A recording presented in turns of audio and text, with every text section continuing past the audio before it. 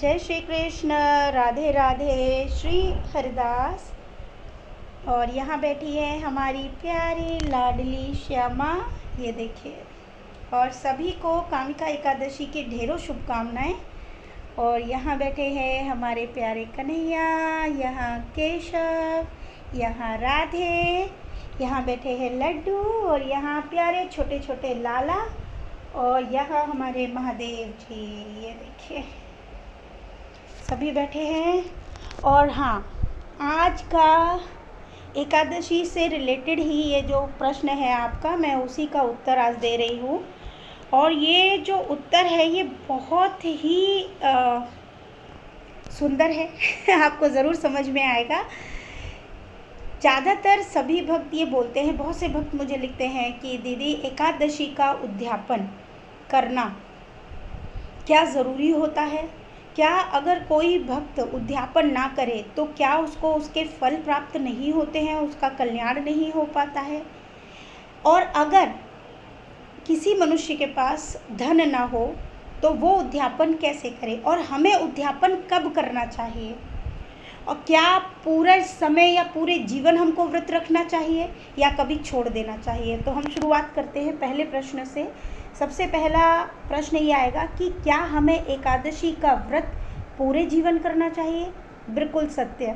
जब तक हम जीवित हैं हमें कोशिश करनी चाहिए, जब से भी हमने शुरू किया हो, ठीक है, चाहे हमने आज से ही पहला एकादशी किया है, लेकिन जब तक हम जिए हमें एकादशी का व्रत ज़रूर करना चाहिए, ठीक है।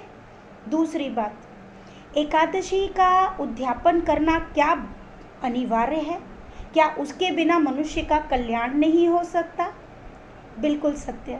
उद्यापन करना बहुत ज़रूरी है। बिना उद्यापन के एकादशी का पूर्ण फल किसी भी मनुष्य को प्राप्त नहीं हो पाता है, उसका कल्याण नहीं हो पाता है। तीसरा प्रश्न, क्या उद्यापन बीच में कभी भी कर सकते हैं या अंत में ही करना चाहिए? तो इसका उत्तर है, एकादशी का जो उद्यापन है उसे हमने, जैसे मान लीजिए मैंने पहला एकादशी का व्रत आज रखा, तो मैं नेक्स्ट एकादशी पे उद्यापन कर सकती हूँ। यानी कि उद्यापन आप कभी भी कर सकते हो, बस चौमासे में नहीं करना चाहिए, यानी चतुर्मास में हमें एकादशी का उद्यापन नहीं करना चाहिए। जब प्रभु जाग जाए ना, उसके बाद हमें उद्यापन करना चाहिए, ठीक है। ये बात बिल्कुल क्लियर हो गई है। क्या एकादशी के उद्यापन में बहुत समय लगता है? जी, 2 दिन का समय लगता है। क्या इसमें बहुत अधिक खर्चा भी होता है? जी, होता है। क्या कम खर्चे वाला या निर्धन व्यक्ति का कल्याण नहीं हो सकता अगर वो व्रत रखता है और वो उद्यापन करना चाहता है, लेकिन उसकी ऐसी स्थिति नहीं है? बिल्कुल कल्याण होगा उस मनुष्य का। जो निर्धन है, जिसके पास वास्तव में धन नहीं है, उस मनुष्य का भी कल्याण होगा और वो भी एकादशी का उद्यापन करेगा। अब उसकी विधि क्या है वो मैं आपको बता देती हूँ।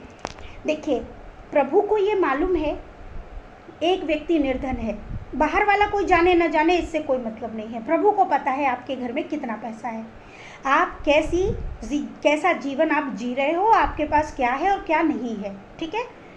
आप उद्यापन करना चाहते हैं, आप उद्यापन कर सकते हैं। एक विधि का आपको संपूर्ण ध्यान रखना होगा, और वो विधि है कि आपको पूजा पाठ तो पूरी करनी पड़ेगी। पूजा पाठ के लिए आप ज़्यादा सामग्रियां ना लाइए, आप सिर्फ पंजीरी भून सकते हैं। पंजीरी तो सभी जानते होंगे। पंजीरी बनाकर आप पंडित जी और एक फूल माला, एक लोटा पानी, या जो वो बताते हैं, इतना तो कोई भी निर्धन कर सकता है। उसके पास अगर तांबे का, पीतल का नहीं है, वो मिट्टी का भी लोटा इस्तेमाल कर सकता है, ठीक है। एक मैं बहुत ही साधारण सी बात आपको बता रही हूँ। और एक पंडित जी को बुलाना, उसको ज़्यादा दान दक्षिणा आप ना देकर, एक स्वाफी मतलब समझते हो, जो गले में एक गमछा डालते हैं, एक गमछा देकर उसको, उनको और उनकी पत्नी को आप एक गमछा और एक वस्त्र देकर भी उद्यापन कर सकते हो। लेकिन अध्यापन, अब लोग कहते हैं कि इतने जगह का पानी, देखिए जल लाना कोई बड़ी बात नहीं है, ठीक है। ऐसे तो बहुत लंबी विधि है। जिनके पास धन है उनके लिए विधियां बहुत है। जिनके पास कुछ भी नहीं है वो क्या करेंगे? उनका कल्याण क्या प्रभु नहीं करेंगे? बिल्कुल करेंगे। तो क्या बताया, वो व्यक्ति कन्याओं को, जोड़े में कन्याएं होनी चाहिए, ठीक है। जोड़े में कन्याएं और लांगुरा, लांगुरा मीन्स छोटा बच्चा जो बेबी बॉय होता है, ठीक है, जिनको हम जैसे माता रानी के जब 9 देवी होती है तो हम लांगुर और कन्याओं को भोजन कराते हैं, ऐसे ही हम इसमें भी 2-2 जोड़े लांगुरा के और कन्याओं के, यानी कि 4 बच्चों को भी अगर हम भोजन कराते हैं, जोड़े में होना चाहिए, 2 या 4 या 6 या 12 या 24, ठीक है। वैसे तो अगर एक नॉर्मल विधि की मैं बात करूं तो वो बहुत अलग हो जाती है, उसमें 12 ब्राह्मण तो कम से कम होने चाहिए, लेकिन एक निर्धन व्यक्ति के लिए इतना संभव नहीं है, तो वो छोटी 1 या 2 या 3 जितनी आपकी स्थिति है उसके अनुसार जोड़े में कन्याओं को बिठाकर या लांगुरों को भी रखना है उतना ही जोड़े में, और आप उनको भोजन करा के, भोजन में आप खाली पंजीरी भी दे सकते हो अगर आपकी स्थिति नहीं है। आप भगवान का भोग भी देकर इस उद्यापन को कर सकते हो, क्योंकि आपकी स्थिति, आपके मन की भावना, आपके प्रण और आप जो प्रभु के सामने संकल्प लेंगे उसमें तो आपको सत्य ही बोलना पड़ेगा, है ना। और सत्य जब आप बोलेंगे, आपके घर में जो हवन होगा वो जो सत्य है उसी को प्रभु सत्य मानकर आपका कल्याण करेंगे, और इस प्रकार कोई भी मनुष्य उद्यापन कर सकता है। तो इस चीज़ को अपने दिमाग से निकाल दीजिए कि बड़े व्यक्ति ही या जिनकी स्थिति बहुत अच्छी है वही उद्यापन कर पाएंगे या उन्हीं का कल्याण प्रभु करेंगे। अब आप बात क्लियर हो गई ना आज ये पूरी बात। तो ये वीडियो मैंने स्पेशल आप सबके लिए बनाया है। इसके लिए भी बहुत सारी चीज़ें मुझे जाननी पड़ी, मेरे को खुद भी जानना था और मैंने भी जानी, और ये चीज़ मैंने आपके लिए वीडियो रेडी किया। आज एकादशी है, मेरा व्रत है, और अगर मैं ये वीडियो बहुत आराम से आपके सबके सामने बना पाई हूँ तो ये भी प्रभु आज्ञा से ही हो पाया है कि आप तक ये मैसेज जाए, और आप जब तक भी जीवित हैं आप एकादशी, हाँ और एक और प्रश्न, सॉरी, एकादशी का व्रत रखें। दूसरा कि एकादशी का उद्यापन क्या बार बार करना होता है? नहीं, आप जीवन में एक बार ही इसका उद्यापन कर लीजिए, पूर्ण है आपके कल्याण के लिए।